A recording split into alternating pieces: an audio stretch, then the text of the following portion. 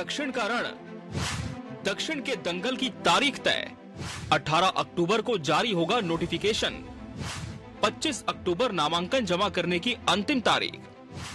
30 अक्टूबर तक लिए जा सकेंगे नाम वापस। 13 नवंबर को होगा मतदान। 23 नवंबर को होगी मतगणना। रायपुर दक्षिण के चुनाव के लिए अब करीब 1 महीने का समय बाकी है। इस समय में राजनीतिक दलों को न सिर्फ अपने उम्मीदवार खोजने हैं, बल्कि कम समय में ही प्रचार प्रसार पूरा करना है। ऐसे में आज चुनाव आयोग द्वारा तारीख की घोषणा के साथ ही राजनीतिक हलचल तेज हो गई। दावेदारों ने अपनी गतिविधियां बढ़ा दी हैं। रायपुर दक्षिण में ब्राह्मण समाज में अपनी दावेदारी करते हुए भाजपा और कांग्रेसियों को ज्ञापन सौंपकर ब्राह्मण उम्मीदवार की कार्यकर्ता मांग कर रहे हैं। दक्षिण विधानसभा के हर एक व्यक्ति से व्यक्तिगत संबंध माननीय बृजमोहन अग्रवाल जी के रहे हैं। स्वाभाविक रूप से हर एक कार्यकर्ता की इच्छा होती है कि जो राजनीति में है उसे चुनाव में अवसर मिले, तो निश्चित रूप से कार्यकर्ताओं की अपनी इच्छा है। पार्टी किसी एक को ही प्रत्याशी तय करेगी और जिसे भी प्रत्याशी तय करेगी निश्चित रूप से सब लोग मिलकर उसे जिताने का काम करेंगे। वो कांग्रेस पार्टी को ध्यान रखना चाहिए। दक्षिण विधानसभा की जनता हमेशा से भारतीय जनता पार्टी के साथ मजबूती से खड़ी हुई है और आने वाले उपचुनाव में भी दक्षिण विधानसभा की जनता को जो निर्णय करना है, निश्चित रूप से दक्षिण विधानसभा के लोगों का आशीर्वाद भारतीय जनता पार्टी को ही मिलेगा। इधर राजनीतिक दल भी पीछे नहीं हैं। कांग्रेस ने अपनी तैयारी के लिए कार्यकर्ता सम्मेलन का आयोजन करने का फैसला लिया है। वहीं भाजपा में दक्षिण के किले को कायम रखने के लिए बैठकों का सिलसिला जारी है। बिल्कुल, छत्तीसगढ़ में एक सीट पर उपचुनाव होने हैं और दक्षिण विधानसभा रायपुर दक्षिण। चुनाव आयोग ने आज डेट ऐलान कर दिया है। 13 नवंबर को वोटिंग होगी। 18 से 25 तारीख तक नॉमिनेशन है, तो निश्चित रूप से बधाई। और इसके लिए कांग्रेस पार्टी लगातार उपचुनाव की तैयारियां कर रही है और उपचुनाव हम मजबूती के साथ लड़ेंगे और इसके लिए नेता कार्यकर्ता पार्टी पूरी तरह से उपचुनाव के लिए तैयार है। कैंडिडेट हमारे पास लंबी फहरिस्त है, लेकिन जो मजबूत होगा, जीतने के लायक होगा और सभी समीकरणों में फिट होगा, तो निश्चित रूप से पार्टी उसको कैंडिडेट बनाएगी और ये चुनाव पार्टी लड़ेगी। दक्षिण छत्तीसगढ़ में भाजपा का सबसे मजबूत गढ़ है। ऐसे में इस गढ़ को जीतना कांग्रेस के लिए एक बड़ी चुनौती है। लेकिन सब कुछ इस बात पर निर्भर करेगा कि बीजेपी का उम्मीदवार कौन होगा। क्या बृजमोहन अग्रवाल की पसंद को तरजीह दी जाएगी या फिर संगठन किसी और उम्मीदवार पर दांव लगाएगा? इस पर ही सारा चुनावी समीकरण तय होगा। Bureau report, TV 24 news.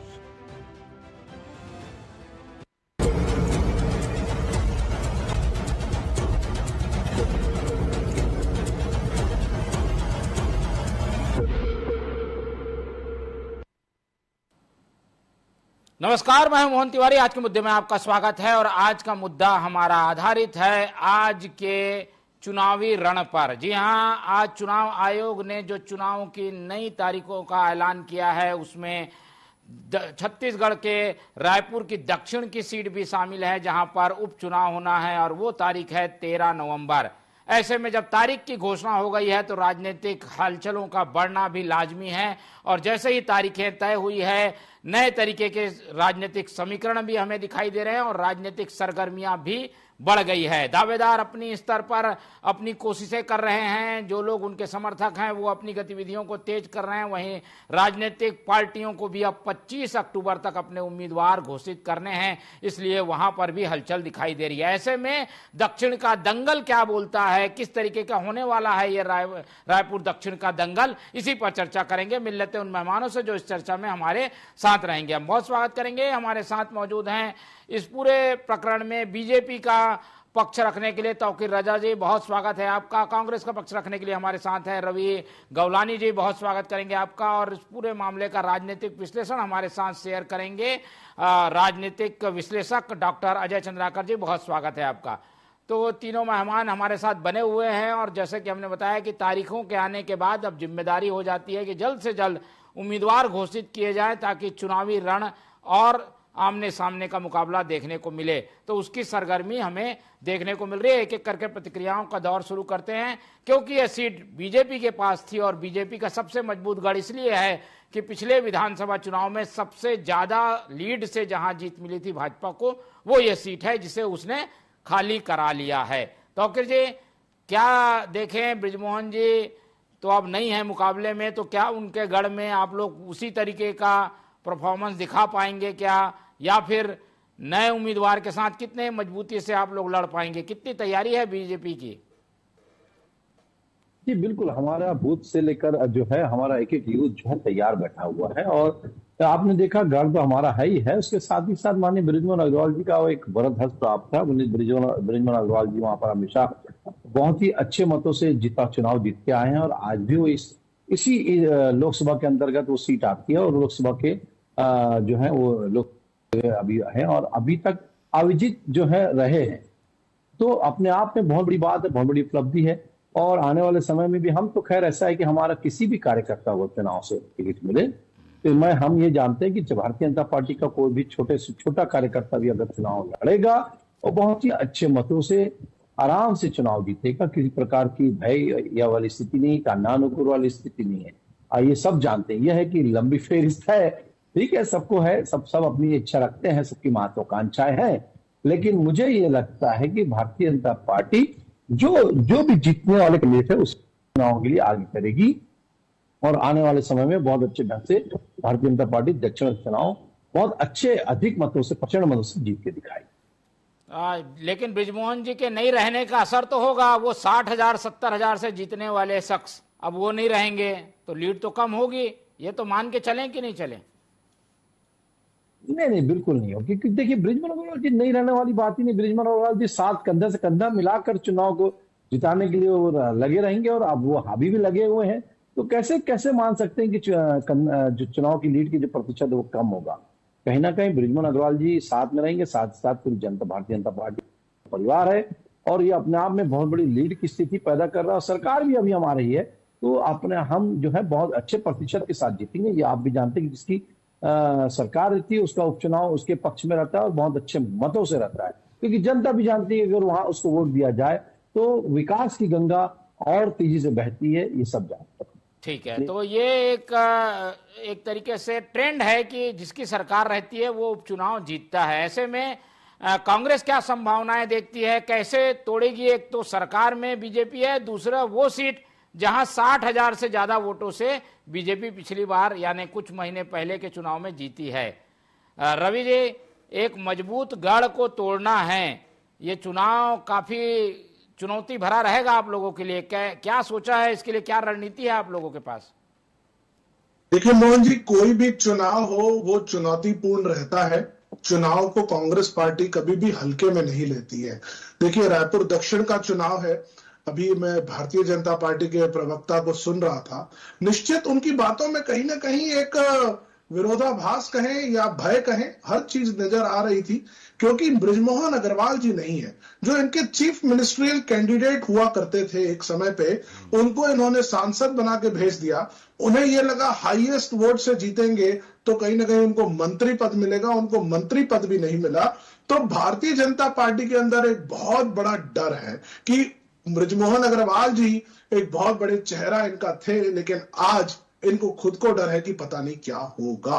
देखिए कांग्रेस पार्टी की जहां तक बात है, हमारे सारे कार्यकर्ताओं में जोश है, हमारे सारे नेताओं में जोश है, और हम लोग खुल करके मैदान में आएंगे, यूनाइटेडली लड़ेंगे, और जिस तरीके से पहले रहा है इस बार वैसा नहीं रहेगा।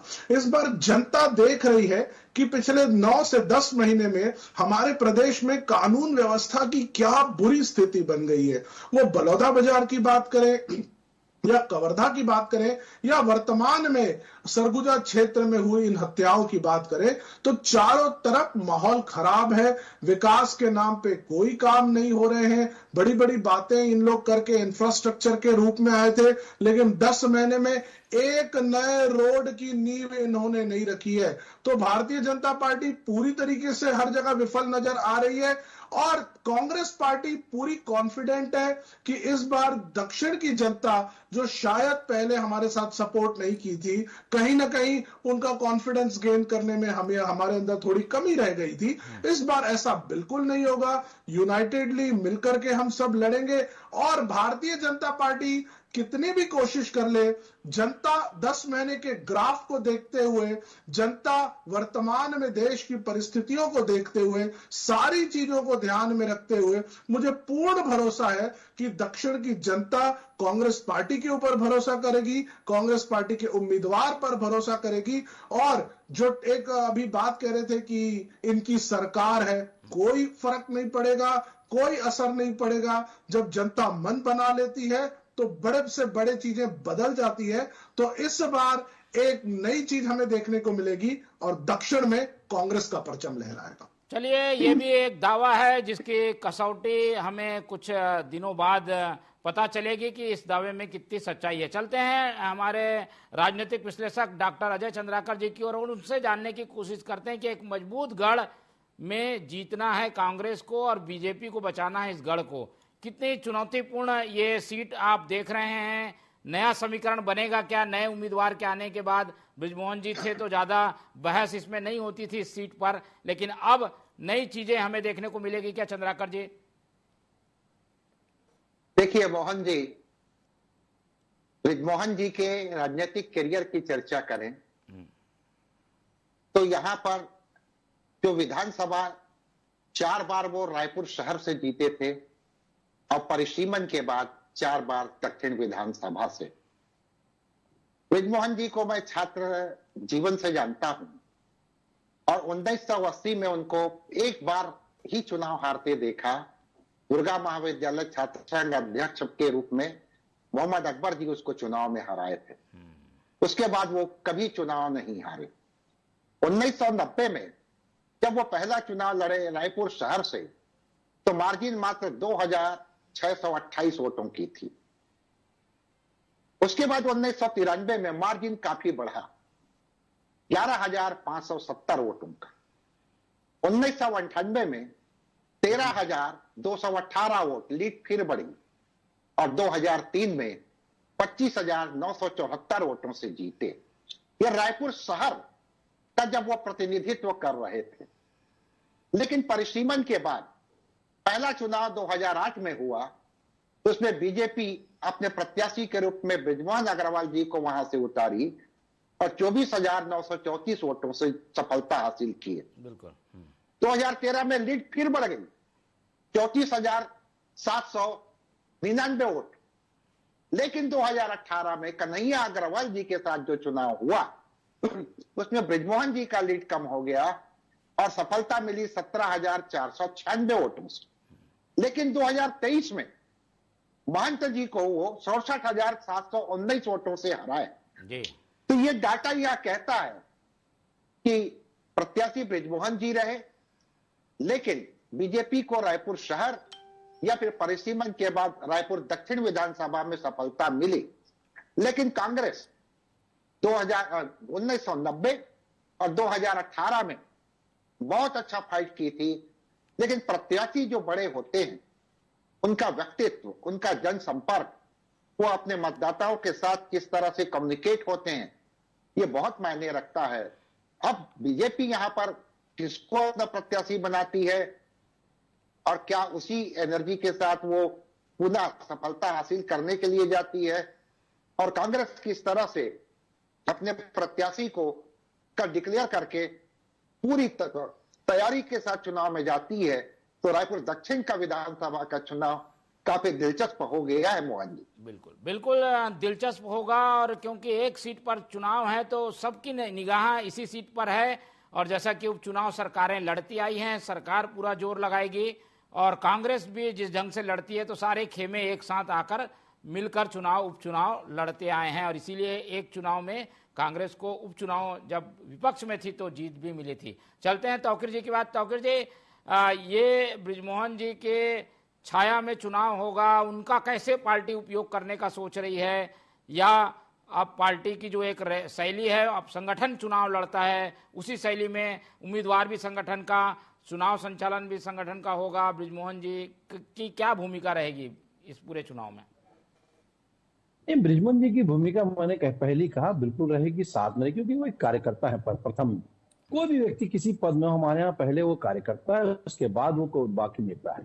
और संगठन के साथ अगर संगठन के जो चुनाव के हिसाब से काम करता है तो आप भी जानते हैं कि बूथ लेवल में हमारे कार्यकर्ता, बूथ हो चाहे मंडल हो, उसके साथ साथ जिले लेवल कार्यकर्ता सारे वहां लगते हैं और काम करके दिखाते हैं। अभी भाई हमारे साथी प्रवक्ता की बात सुन रहा था कि हमने कोई कार्य नहीं किया इन 10 महीनों में। साहब, विकास की गंगा बहाने वाले हमारे भारतीय जनता पार्टी की सरकार में कभी भी कोई भी विकास के कार्य अवरुद्ध नहीं होते और ना ही अवरुद्ध होते हैं, ना भ्रष्टाचार होते हैं। हमने इन 10 महीनों में दिखा दिया कि हमने जो कहा है हम वो करके दिखाएंगे। हम ही ने बनाया था छत्तीसगढ़ और हम ही संवारेंगे। और रही बात, अभी मैंने बात करें कि इतने सारी कानून व्यवस्था ढीली पड़ी है, तो कवर्धा में जो घटना, आपने कवर्धा की जिक्र किया, तो वो भी इसके पीछे कांग्रेस का हाथ था। वीरनपुर की घटना भी पता, उसके पीछे भी कांग्रेस का हाथ था। और बलौदाबाजार की घटना हुई, उसके पीछे भी कांग्रेस नेता जेल में ठूसे पड़े। और अभी जो कल जो घटना हुई है वो भी 24 घंटे के अंदर हमारी सरकार ने अंदर करवा दी है। उसके पीछे भी कांग्रेस के NICI के नेता जो जिला अध्यक्ष का टाइटल लगा के घूमते रहे कार में, वो भी अंदर पड़े। तो कहीं ना कहीं दिखता है कि घबराए हुए आप हैं और अपराधियों को संरक्षण देते हुए आप हैं। इसी कारण से अपराध को टूलकिट के माध्यम से कहीं ना कहीं अपराध को बढ़ावा आप देते हैं। हम कभी अपराध को बढ़ावा नहीं देते, ना ही अपराधियों को संरक्षण देते हैं, ये दिखता है। और जनता ने देखा, इसीलिए उखाड़ फेंका। और आने वाले समय को भी और अच्छे से बता रहे हैं और हम तो एक और अच्छे काम कर रहे हैं, वन इलेक्शन भी करने जा रहे हैं। इस लक्ष्य के साथ साथ हम जो है नगरीय निकाय के चुनाव में भी हम जो है एक इलेक्शन कर रहे हैं। रवि जी, कहने का मतलब यह है कि राज्य की उपलब्धि, केंद्र की उपलब्धि, इन दोनों उपलब्धियों को लेकर जब बीजेपी आएगी सामने तो आप लोग डिफेंड कैसे करेंगे? क्या है आप लोगों के पास जो जनता आप लोगों को वोट करेगी, लगता है आपको? रवि, मैं पूछना चाहता हूं, इनकी उपलब्धि क्या है? पुलिस कस्टडी में एक आदमी की डेथ हो जाती है, क्या ये उपलब्धि है? पुलिस वालों के परिवार वालों की हत्या हो जाती है, क्या ये भारतीय जनता पार्टी की उपलब्धि है? जो आज तक नहीं हुआ, इतना बड़ा कलेक्ट्रेट जला दिया गया, क्या ये भारतीय जनता पार्टी की उपलब्धि है? इनकी उपलब्धि क्या है? ये क्या ऐसी चीज करेंगे? इनकी तो कोई उपलब्धि है ही नहीं। पहली बात, कांग्रेस पार्टी की अगर आप बात करेंगे तो आज मोहन जी, आप शहर में चलिए, एक एक व्यक्ति बोल रहा है कि आएंगे भूपेश बघेल जी की सरकार तो के लिए आज बोलने नहीं दीजिए इनको, फिर दूंगा जवाब का मौका दूंगा जी। नहीं, वो बोलने ही नहीं देंगे, उनके अंदर है ही नहीं, वो दूसरे व्यक्ति को सुन वो नहीं ये सकते कह रहे हैं कि उन्होंने बोला कि इस सब के पीछे कांग्रेस का हाथ था। क्या आप इस बात को मानते हैं? क्या ये चारों घटना के पीछे कांग्रेस है, ये कह रहे हैं तौकीर जी? मैं तो पूरी तरीके से खंडन कर रहा हूं। साबित करें, ये जो बोल रहे हैं साबित करें। बोलने से कुछ नहीं होगा। पुलिस कस्टडी में डेथ हो जाती है किसी आदमी की, उसमें कांग्रेस का क्या हाथ होगा? मुझे बताइए तो मोहन जी, पुलिस कस्टडी में डेथ हो जाने का मतलब थोड़ी होता है। देखिए, तौकीर जी कुछ भी बात बोल दे टीवी में, इसका मतलब ये नहीं हो जाता कि वो बात सही हो जाती है। अगर आप कोई बात कह रहे हैं, तथ्य लेकर के आइए, प्रूफ लेकर के आइए। सिर्फ इधर की बात उधर और उधर की बात इधर कर देने से कुछ नहीं हो जाता। चलिए, कांग्रेस तैयार है, ठीक। कांग्रेस आप अपने मुद्दे बताए, ये तो इनकी खामियां हो गई, ये तो इनकी खामियां। आप अपने मुद्दे बताइए, आपको कैसे मिलेंगे वोट? देखिए, आज पब्लिक बोल रही है कि पिछले 5 साल में जो भूपेश बघेल जी का कार्यकाल रहा, वो आज वो पब्लिक आज याद कर रही है। हमने जितने बात कही थी, हमने उससे ज्यादा काम किए। 36 वादे हमने किए थे, 35 से ज्यादा एक व्यक्ति उसको याद कर रहा है। आज आप शहर में चलिए, GST की रेड पड़ी है। आज आप देखिए, कोई भी नया टेंडर नहीं हो रहा है किसी भी विभाग में काम। चलिए, आप व्यापारियों से चल के पूछिए, मार्केट में पैसा नहीं है, हर आदमी परेशान है। ठीक है, मुद्दे आ गए, मुद्दे दोनों पार्टियों के आ गए, क्लियर है। भूपेश बघेल की सरकार को लेकर आप लड़ेंगे और तौकीर जी कह रहे हैं केंद्र और राज्य की। अजय जी की ओर चलते हैं। अजय जी, ये तो मुद्दे की बात हो गई, हम ये जानना चाह रहे हैं कि टिकट वितरण में क्या पत्ते फेंके जा सकते हैं? क्या बृजमोहन जी का ही कोई खास व्यक्ति चुनाव लड़ेगा? कांग्रेस कैसे उसको डिफेंड करेगी? आपके पास क्या जानकारी है अजय जी? देखिए, बदली हुई परिस्थिति में बृजमोहन जी सक्रिय तो नजर आ रहे हैं, लेकिन वो अपनी बातों को अगर मनवा पाते हैं हाईकमान से तब तो माना जाएगा कि बृजमोहन अग्रवाल जी की चली। लेकिन रायपुर शहर और रायपुर दक्षिण जो विधानसभा रहा है, उसको अगर हम दो एंगल से देखें मोहन जी, बृजमोहन अग्रवाल जी जो चुनाव लड़ते थे, जो रणनीति बनाते थे, जैसे मैं कन्हैया अग्रवाल जी जो चुनाव लड़े थे वहां की डाटा को रखूं तो 47 निर्दलीय प्रत्याशी थे, काफी निर्दलीय प्रत्याशी खड़े करते थे और एक ही कम्युनिटी के 22 प्रत्याशी खड़े कर दिए थे। तो इस तरह की रणनीति अब बनती है कि नहीं, यह देखने का विषय रहेगा। लेकिन बृजमोहन जी का जो परफॉर्मेंस रहा, बृजमोहन जी के माध्यम से बीजेपी का परफॉर्मेंस रहा, तो वो महिला को भी चुनाव में हराए, कुर्मी समाज की महिला थी, अग्रवाल समाज से जो प्रत्याशी थे वो भी हारे, जैन समाज से स्वरूप चंद जैन जी भी चुनाव हारे, व्यावसायिक समाज से गजराज पगारिया जी भी चुनाव हारे, प्रकाश चोपड़ा जी भी चुनाव हारे अल्पसंख्यक समुदाय से। तो ये बात है। लेकिन इसमें बृजमोहन जी जिस गंभीरता से चुनाव लड़ते थे, क्या बीजेपी का नया प्रत्याशी होगा उसी कंसंट्रेशन के साथ वो लड़ पाते हैं कि नहीं, और कांग्रेस बदली हुई परिस्थिति में किस ढंग से अपने प्रत्याशी का चयन करती है, और क्या दोनों पार्टियों के द्वारा जो प्रत्याशी डिक्लेयर होंगे वो लोकप्रिय हैं, उनका उस क्षेत्र से काफी करीब का रिश्ता है, या कह सकते हैं कि जनसंपर्क तगड़ा है। लेकिन यह भी सच है कि रायपुर शहर और रायपुर दक्षिण विधानसभा चुनाव में ना तो आप पार्टी को ना बसपा को कोई खास वोट नहीं मिला पास्ट टाइम में, और असली लड़ाई कांग्रेस और बीजेपी में सदैव से बनी रही। ठीक है, चलिए, असली लड़ाई रहेगी और कैंडिडेट कैसे घोषित होते हैं दोनों ओर से, उस पर काफी कुछ निर्भर करेगा कि परिणाम किस ओर झुकता हुआ जाएगा। एक एक करके आखिरी राउंड में प्रतिक्रिया ले लेते हैं। रवि जी, आप लोगों के लिए तो काफी मुश्किल होगा क्योंकि उम्मीदवारों की संख्या हम देख रहे हैं कांग्रेस में ज्यादा है बीजेपी से। क्या सोचा है, क्या नया उम्मीदवार होगा या पुराने को देंगे, क्या चल रहा है कांग्रेस में, कुछ जानकारी है क्या? कि हमारे लिए बड़ा कठिन है क्योंकि हमारे यहाँ जितने भी उम्मीदवारों के नाम है, जितने भी हैं, सब योग्य हैं। हमें तो ये तय करने यही सबसे ज्यादा कठिन है कि सब योग्य हैं, फिर बाद में वो जो एक घोषित होता है उसको सब योग्य हरा देते हैं। नहीं, देखिए मोहन जी की घोषणा तो एक ही की होगी ना, आप एक से ज्यादा प्रत्याशी तो घोषित कर नहीं सकते।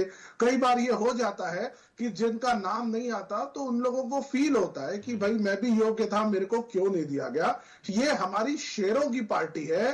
मैं आपको इतना ही कहूंगा, हम यूनाइटेडली लड़ रहे हैं। हमारे जिस भी उम्मीदवार को, जिस भी व्यक्ति के ऊपर पार्टी जो है विश्वास करेगी, एक एक कार्यकर्ता उसके साथ लगेगा। और मैं कह रहा हूं, इस बार इतिहास रचने जा रहे हैं।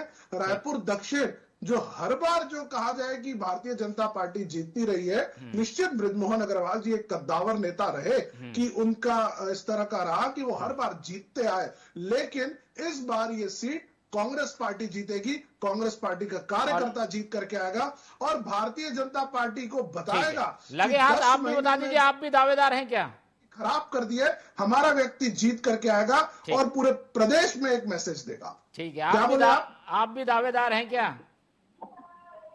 देखिए मोहन जी, मैं दावेदार हूं कि नहीं हूं ये प्रश्न नहीं होता है। बात यह है कि पार्टी एक योग्य और एक अच्छे व्यक्ति का चुनाव करेगी। चलिए तौकीर जी की ओर चलते हैं। तौकीर जी, ये सीट ऐसी है जहां पर पूरे प्रदेश में सबसे ज्यादा मुस्लिम हैं। पार्टी इस बारे में सोचेगी क्या? वैसे तो बीजेपी यानी मुस्लिमों से दूरी बना के चलने वाली पार्टी मानी जाती है, आप प्रवक्ता बन के उनका पक्ष ले रहे हैं। देखिए, मुखालिफत से मेरी शख्सियत समर्पी है, मुखालिफत से मेरी शख्सियत समर्पी है। मैं दुश्मनों का भी बड़ा एहतराम करता हूँ। तो साहब ऐसा ही मेरी पार्टी है, सबका साथ सबका विकास सबकी विश्वास की बात करती है और पार्टी ऐसा कुछ नहीं। पार्टी देखिए, राजभक्त जो भी मुस्लिम हो उसको भी आगे बढ़ाती है और हो सकता है मैं भी उसमें कहीं ना कहीं आ सकता हूँ, ऐसा कुछ नहीं है। लेकिन पार्टी का निर्णय है, मेरा निर्णय नहीं है। मैं तो कार्यकर्ता हूँ, अंतिम पंक्ति का कार्यकर्ता हूँ, छोटा सा, और पार्टी के जो रीति नीति है मैं उस पर चलने वाला व्यक्ति हूँ। रही बात अभी संगठन के हिसाब से बात करने की, तो दक्षिण का जो चुनाव होने जा रहा है, ये आप ये बता देता है कि आने वाले समय में कितनी भी कुछ कर ले, भारतीय जनता पार्टी का ये बहुत बड़ा डर है। हम बहुत अच्छे मतों से यहाँ चुनाव जीतने जा रहे हैं और भारतीय जनता पार्टी का एक एक कार्यकर्ता कमर कस के बैठा हुआ है। कैंडिडेट कोई भी हो, हम कमर के निशान पे चुनाव लड़ते हैं, हम विकास के मुद्दे पर चुनाव लड़ते हैं, हम विकास की बात करते हैं, जीरो टॉलरेंस की बात करते हैं, हम भ्रष्टाचार मुक्त भारत की बात करते हैं, भ्रष्टाचार मुक्त छत्तीसगढ़ की बात करते हैं, हम उस पर आगे बढ़ रहे हैं। चलिए, ये तो जनता तय करेगी कि कौन क्या बात कर रहा है, दक्षिण में क्या होगा, इस पर निगाह हमारी बने रहेगी। आज समय इतना ही है, इसलिए आज की चर्चा यही खत्म करते हैं। इस पूरी चर्चा में हमारे साथ डॉक्टर अजय चंद्राकर जी जुड़े, उनका बहुत धन्यवाद। हमारे साथ तौकीर रजा जी थे, उनका बहुत धन्यवाद। और रवि गवलानी जी ने अपना कीमती समय दिया, उनका भी बहुत धन्यवाद। तो तीनों मेहमानों को धन्यवाद करते हुए आज की ये चर्चा ही खत्म करते हैं और आप लोग से रखते हैं उम्मीद कि आप लोग देखते रहेंगे TV24। रखिए अपना बहुत ख्याल। नमस्कार।